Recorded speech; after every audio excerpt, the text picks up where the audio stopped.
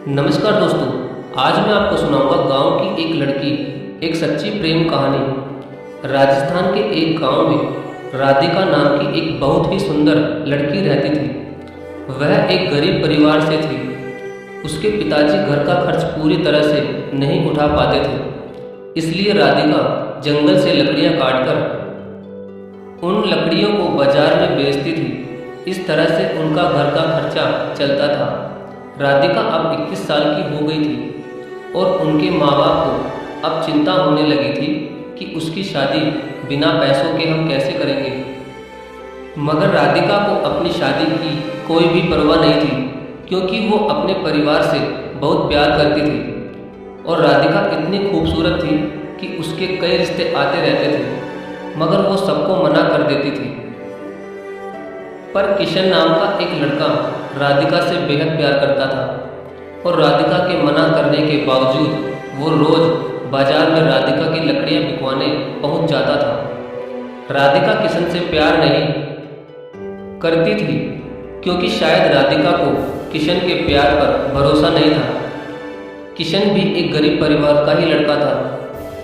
उसके पिताजी बाजार में सब्जी की रेहड़ी लगाते थे, लेकिन शायद किशन के पिताजी को मालूम था कि वो राधिका से बेहद प्यार करता है, क्योंकि उनका लड़का किशन अपने पिताजी को ये कहकर राधिका की लकड़ियां बिकवाने चला जाता था कि पिताजी, राधिका का परिवार हमसे भी ज़्यादा गरीब है, इसलिए मैं उसकी लकड़ियां बिकवाने जाता हूँ। लेकिन किशन के पिताजी को उसकी ये बात अच्छी लगती थी कि वो एक गरीब लड़की की सहायता करता है, लेकिन राधिका को किशन के साथ लकड़ियां बिकवाना बिल्कुल अच्छा नहीं लगता था।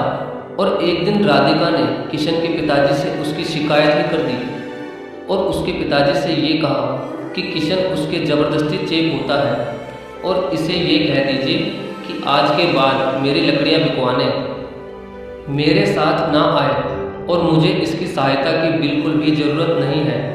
ये कहकर राधिका वहाँ से चली जाती है।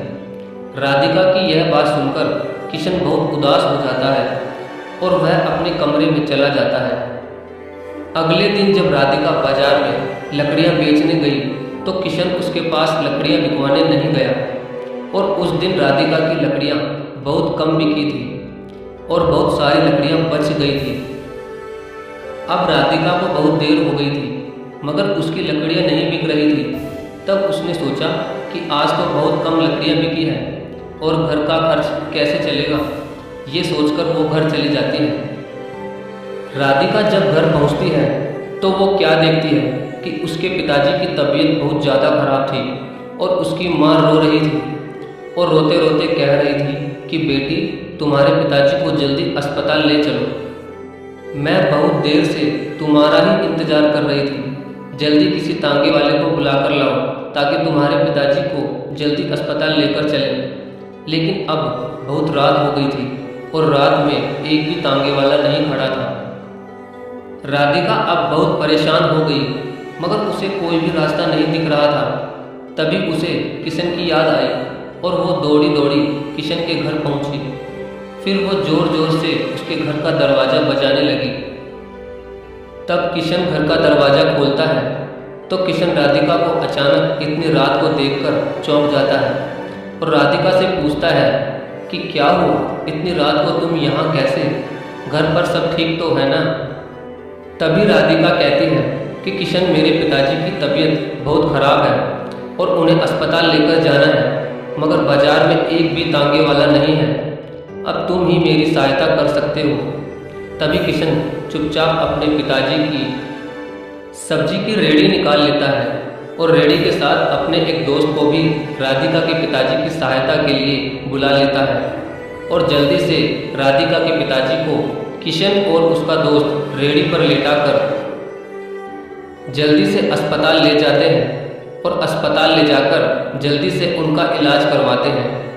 और 1-2 घंटे में राधिका के पिताजी का इलाज हो गया और डॉक्टर ने कहा कि अब ये ठीक है, बस कुछ दवाइयाँ मैंने लिख दी है, बगल के कमरे में से ले लेना और ये दवाइयाँ अब इन्हें जीवन भर खानी होगी।